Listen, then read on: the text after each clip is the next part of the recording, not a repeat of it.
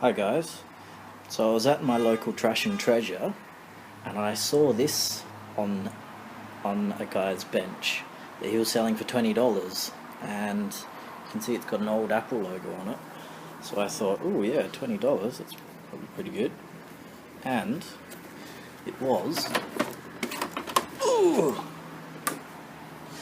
ancient Macintosh portable, Apple's first portable computer.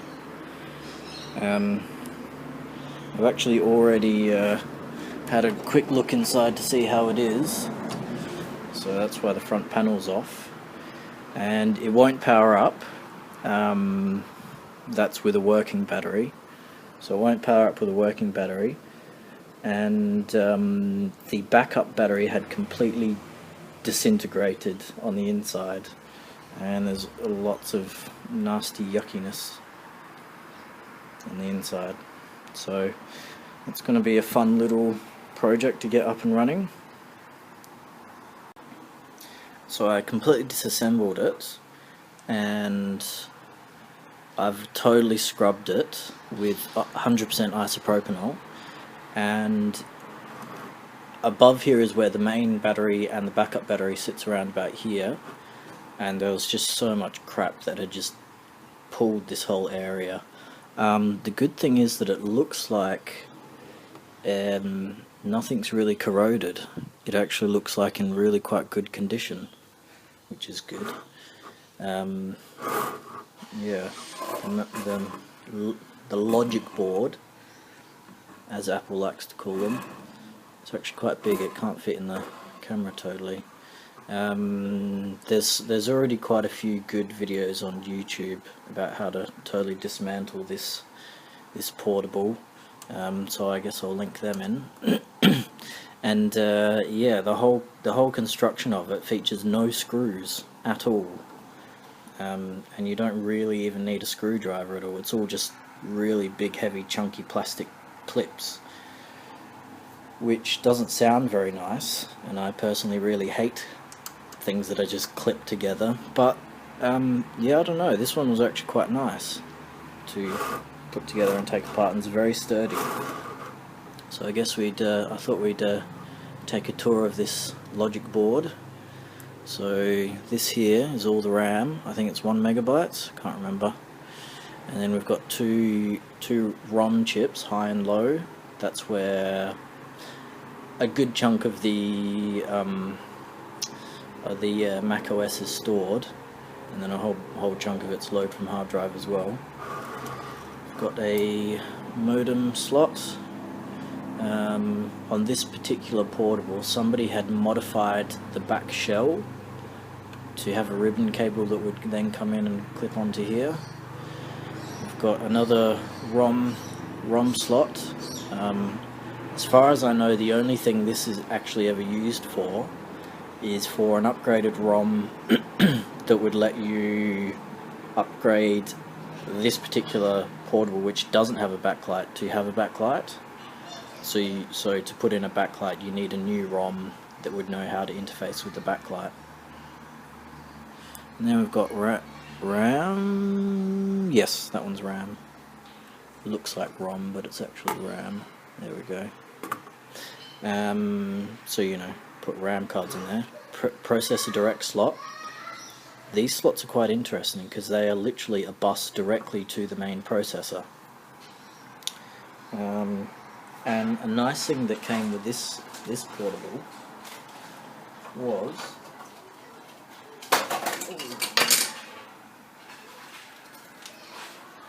some third-party processor direct RAM, which is really quite nice. Don't really know how much is in it, and it's interesting because it actually double stacks like that, and then it goes into the PDS slot. And I think this is like quite a nice, smart little expansion Apple did, and I would say it's quite unlike them these days to do anything like that. So that would just clip together, and then just bung it straight on the memory and address bus. At least I think that's how the PDS slot works. Anyway, so then we have internal floppy, external SCSI, external video. Got our lovely little 68K Motorola, and it's even nice that they labelled the board. CPU glue logic all here, video chip, miscellaneous glue, power manager, and then we have our both of our, so one here I/O device, one here I/O device, and you could actually switch the keyboard and the trackball either sides.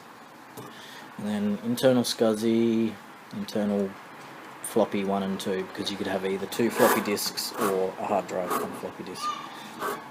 That's for the screen, and power connector here. And then there's this interesting little, I guess, test connector, which is pretty interesting.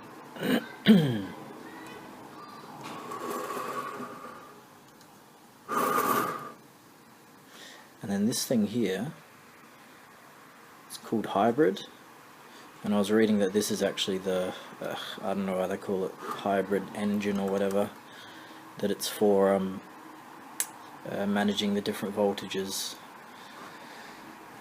from a 6.5 volt lead acid battery.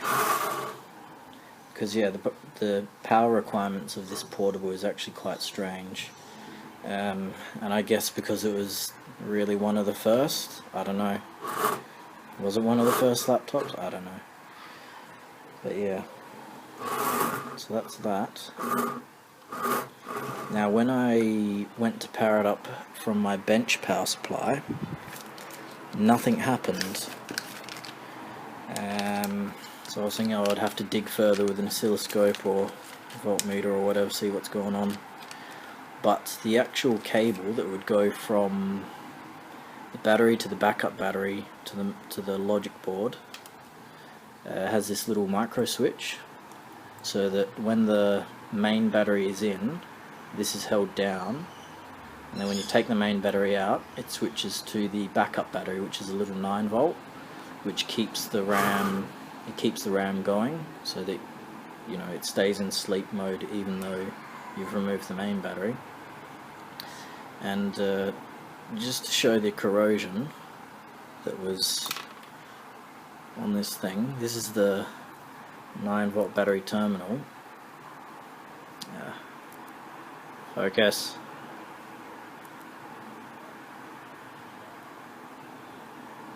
Yeah, I can't get it to focus. But anyway, so the disc on the outside is the the terminal that plugs into the battery. This bit in here is actually internal battery chunk. So that's that's the internal of the battery, and then is that like a little chunk of, I don't know, lead and covered in acid. But the whole battery had just completely disintegrated, but the board looks in quite nice condition. So that's good, and because the battery had disintegrated, this micro switch is actually the fault. So what I did was I just rebuilt it from new parts, and then I'll just have to bend this micro switch into that shape, which will be easy because they're the same size, same everything, just got to bend the end or cut it off. And that's all rebuilt. I reused this connector because couldn't be bothered finding another one. So that's, and yes, it works, so that's good. I don't know if the hard drive's crashed or not yet, so I have to check that out. Yeah. So I guess the next stage is to completely scrub the chassis, like the plastic chassis, because that's got all gunk in it. And yeah. So I've just done a ton of cleaning, and some of this plastic has come up really nicely. This trackball is just really nice and smooth now, and I'd say it's even, like, I think I'd prefer use this mouse than some of the some of the trackpads that are on some of the new laptops these days. That's how nicely that's come up, and the front plate is looking great. It's good that most of this plastic hasn't actually yellowed. It's come up really nicely. This part here is the kind of the main chassis, and you should be able to see where all the corrosion's been on the internal paint from the backup battery. So on the underside is where the logic board would have gone, or does go, and then this here is where the main 6-volt battery goes, and then it's in this little slot here that the backup 9-volt battery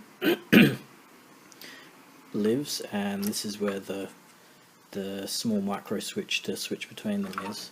But you can just see where the acid leaked, and this whole place was just pulled full of disintegrated battery, because the battery had just completely disintegrated into there, and it dripped through to the underneath. And I mean, the logic board has come up really nicely after cleaning, and it works perfectly, and doesn't look like it needs any, you know, any components replaced, so that's good.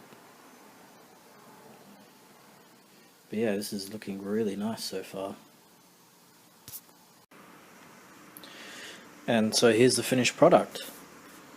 It's I purposely didn't clean the top part here. You might be able to make out the colour difference there. Don't think it comes up on camera too well, but the plastic just feels really nice, and it hasn't yellowed too much. And I'll turn it on in a second. The spacebar looks a bit yuck, but they always seem to. This keyboard's really nice, and the trackball's nice as well. And I thought I'd leave on the sticker from where it was bought. And I haven't actually refurbished the battery at all yet, so I'll be doing that next. And there's that nasty crack and that modification that was done by the original user.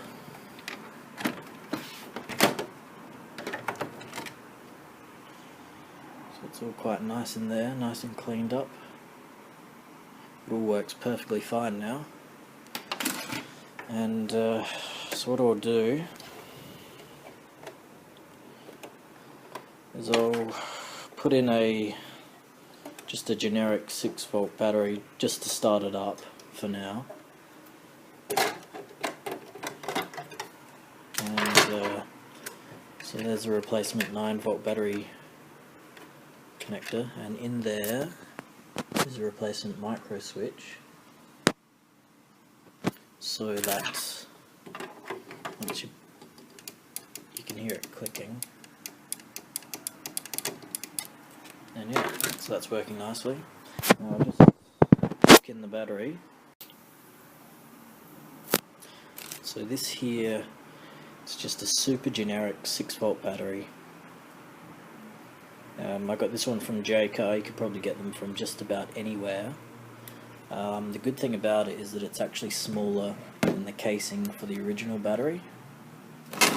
And so what I'll do, I've looked up online, and apparently the front of this is actually glued on, so I might use some acetone to break down the glue, take the front off, plonk that in there, and solder up the connections.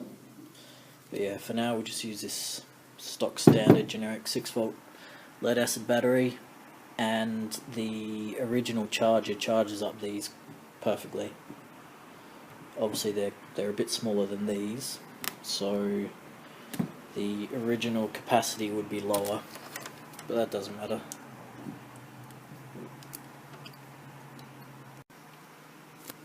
Okay, so I had to stop the video because there was a bit of a mishap, and you shouldn't do things one-handed. So anyway, battery's all connected up. Now with these you've got to hold both the interrupt and power button at the same time to reset the power manager. So we'll do that. I think you hold them for maybe 5 seconds. Now once that's done, it's just any key to start it up.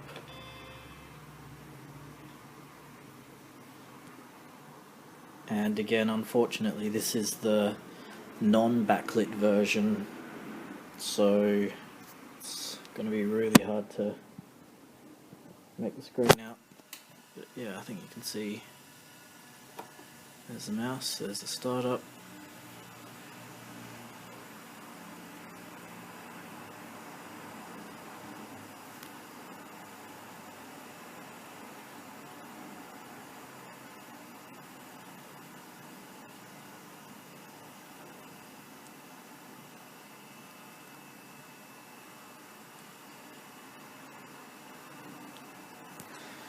And there we go.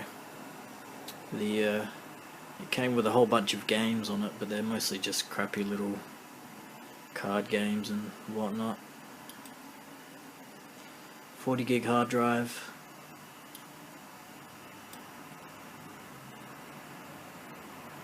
Five meg of RAM with that extra PDS RAM, slot RAM, so that's pretty good. Came with Microsoft Word, not much else to it. Just start that up. Claris works.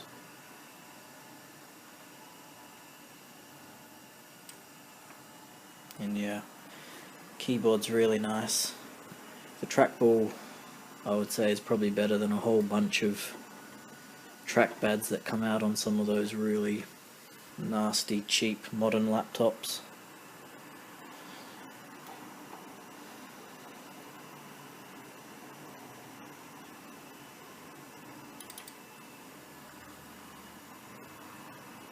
Plastic looks really nice.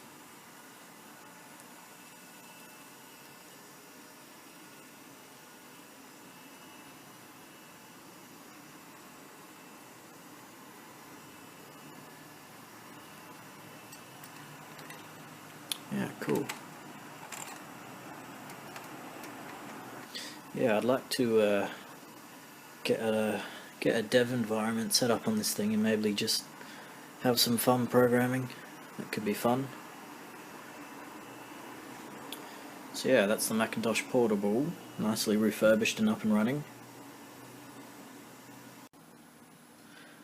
So that's that Macintosh Portable done. Now I've just got to get onto this one. Now this one actually has the backlight built in, and it also has a RAM expansion card, which is pretty good. And this one I actually got for free quite a few years ago, along with a whole bunch of other Macintosh stuff. So that one was $20 and that one was free. This one maybe I'll sell on because I don't need two, and it's just the non-backlit version, so I'd prefer to get this one going and keep this one. Yeah, so that's the next project to do.